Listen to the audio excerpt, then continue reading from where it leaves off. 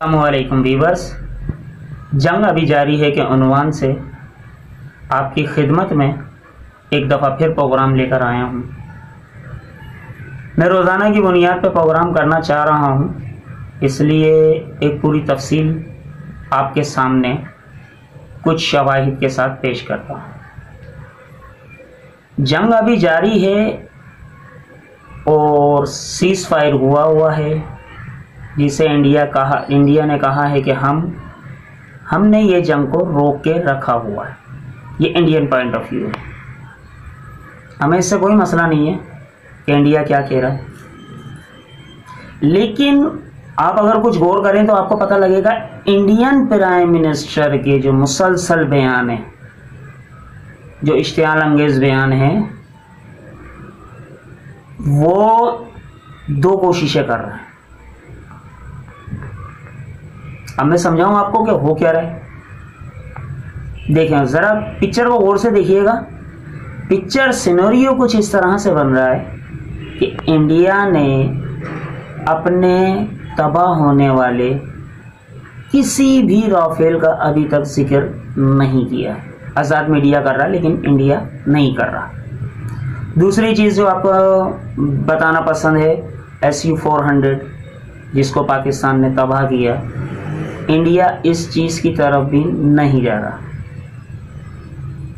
तीसरी अहम तरीन चीज़ जो पाकिस्तान ने उनके हेडक्वार्टर्स वगैरह तबाह किए हैं, इंडिया इस तरफ भी नहीं जा रहा, कुछ भी नहीं कह रहा इंडिया के हमारा ये नुकसान हुआ।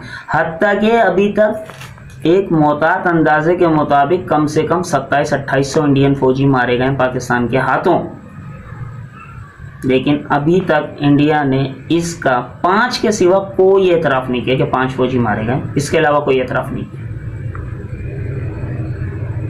एक खबर के मुताबिक इंडियन ऑक्युपाइड कश्मीर, राजस्थान और पंजाब बॉर्डर, मशरक़ी पाकिस्तान को मगरबी यानी इंडिया का जो पंजाब है, मशरक़ी पंजाब, उसके अंदर कुछ ऐसी एक्टिविटीज़ हो रही है। यकीनन हमारी फ़ौज ने उस पर नज़र रखी हुई होगी। एक्टिविटीज़ ऐसी हो रही हैं जो चौंकाने वाली हैं, लेकिन बहरहाल हमारी फ़ौज तैयार है।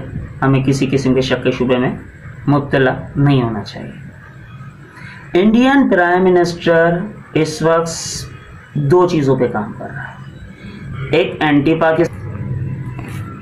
एंटी पाकिस्तान और दूसरी जो है वो है मेड इन इंडिया।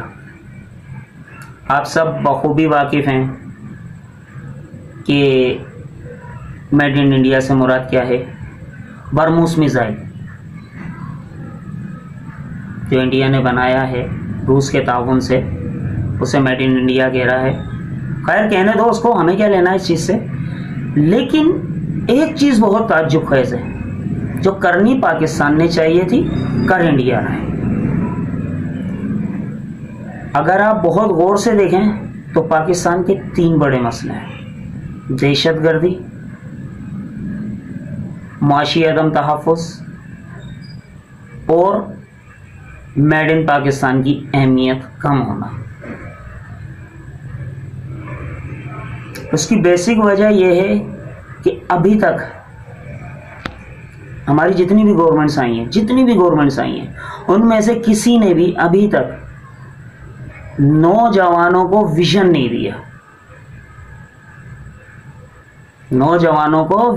दिया। डिग्रियां दी हैं, लैपटॉप दिए हैं, लेकिन विजन नहीं दिया। यह सबसे बड़ा फॉल्ट आया है इंडियन में और पाकिस्तानियों में। एक चीज़ का डिफरेंस है, बहुत तहकीक के बाद बता रहा हूं मैं आपको, वो है मकसद। पाकिस्तान का बच्चा तालीम हासिल करता है, उसके बचपन में ख्वाब होता है कि मैं डॉक्टर बनूंगा, इंजीनियर बनूंगा, बहुत बड़ा साइंटिस्ट बनूंगा या ताजिर बनूंगा, XYZ कुछ भी ज़िंदगी के शोबे में वो आगे बढ़ने की सोच। लेकिन जैसे जैसे बड़ा होता जाता है उसकी आइडियोलॉजी चेंज होती जाती है। वो जो कुछ देख रहा होता है वो सब कुछ उसकी सोच के मुताबिक नहीं होता जो वो करना चाहता है, क्योंकि उसके पास विजन नहीं होता। और बगैर विजन के आप कोई जंग नहीं जीत सकते। 65 की जंग जीत गए आप, लेकिन मुज़ाकरात की टेबल पे हार गए। अपने नौजवानों को विजन दो, विजन। कोई इंजीनियर बनना चाहता है, कोई डॉक्टर बनना चाहता है, तो वो हर ताजिर बनना चाहता है, XYZ कुछ भी बनना चाहता है, तो उसको ज्यादा से ज्यादा प्रमोट करो। और made in Pakistan, manufacture system की तरफ जाओ, मैन्युफैक्चर सिस्टम की तरफ। अपने नौजवानों को मैन्युफैक्चर की तरफ लेकर आओ। जितना मैन्युफैक्चर की तरफ लेके जाओगे, आपको बरामदात बढ़ाने के लिए ये अपने दोस्तों के तरले नहीं करना पड़ेंगे कि सरमायाकारी करो। आपकी मैन्युफैक्चर सिस्टम उनको मजबूर करेगा कि वो पाकिस्तान आए और सरमायाकारी करें। मैन्युफैक्चर जब ये बच्चे करेंगे तो पाकिस्तान का नाम बड़ा होगा, पूरा एक सिस्टम बनेगा। लैपटॉप से कुछ नहीं हो सकता, लैपटॉप्स मैन्युफैक्चर नहीं कर सकता। आपको मैन्युफैक्चर बढ़ाने हैं, आपको टेक्नोलॉजी हासिल करनी है, लेके नहीं आनी, बनानी है। आप आज जो फर्स्ट ईयर, इंटर, 9 मैट्रिक जा रहे हैं बच्चे, उनको विजन दीजिए। आप देखेंगे कि इस विजन के बाद पाकिस्तान का मुस्तकबिल, बच्चे को कंफर्म होगा कि मैंने बड़े होके साइंटिस्ट बनना है।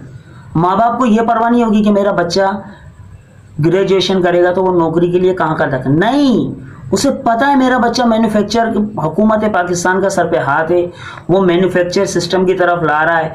IT सेक्टर, कहाँ बेशुमार सेक्टर हैं, हत्ता के बाहर की दुनिया में जो हमारे यहाँ मेहनत मजदूर होते हैं, मेहनत कश होते हैं, इसका भी एक बाकायदा डिप्लोमा बना देना तो तनख्वाह ट्रिपल हो जाती है। लेकिन हमारे यहाँ कश्तियों में डुबो के तो मरवा दिया जाता है बच्चों को, जवानों को, जो अपने जहनों के अंदर, अपनी आंखों में मुस्तकबिल का ख्वाब लेके चल रहे होते हैं, लेकिन यहाँ मुस्तकबिल नहीं दिया जाता। इस तरफ तवज्जो कीजिए, इस तरफ तवज्जो कीजिए। और मेरी रिक्वेस्ट है वजीर आजम शहबाज शरीफ साहब से, खुदारा पाकिस्तान के मसले को, जो पानी का मसला है, इसे किसी कीमत में भी आलमी अदालत की तरफ इस वक्त लेके नहीं जाएं। अपने वाटर के रिसोर्सेज बढ़ाएं। इंडिया में अगले 10 साल तक तप्पड़ नहीं है कि वो पाकिस्तान का पानी बंद कर सके। आपके अंदर 10 साल के अंदर इतनी एबिलिटी होनी चाहिए कि आप इतने डैम्स बना लें कि पाकिस्तान के अंदर अगर वो पानी बंद करता है तो हमारे पास आलमी अदालत में जाने का रास्ता हो। लेकिन परवाह नहीं करना। आप मौला अली का एक फरमान याद रखिएगा, जंग के लिए तैयार रहना अमन को दावत देता है। हम जंग के लिए तैयार हैं, ये अमन लेकर आएगा, ये गारंटी है मेरी, ये अमन लेकर आएगा। लेकिन अगर दुश्मन ललकारे तो उस वक्त तक नहीं छोड़ना जब तक वो घुटनों पे ना आ जाए, जैसे अभी 10 मई को आया है। तो मेरी आपसे मुद्दबाना गुजारिश है, आप पाकिस्तान के किस जगह से, किस शहर से और किस इलाके से ये वीडियो देख रहे हैं, मुझे ज़रूर बताइएगा। और कमेंट्स में पाकिस्तान जिंदाबाद, पाक फौज पाइंदाबाद ज़रूर लिखिएगा। और एक चीज़ और दरख्वास्त है कि ज़्यादा से ज़्यादा देखें, ताकि हमारी बात, जो मेरी, आपकी, हमारे बच्चों की बात है, वो पहुंच सके। ये वीडियो अभी जारी है, ये आज तहमीद बांधी गई है। इंशाल्लाह कल इसके ज़बरदस्त हक़ाइक़ के साथ मैं आपके पास आऊँगा इंशाल्लाह। तब तक के लिए अल्लाह हाफिज़। वीडियो देखने का बहुत शुक्रिया।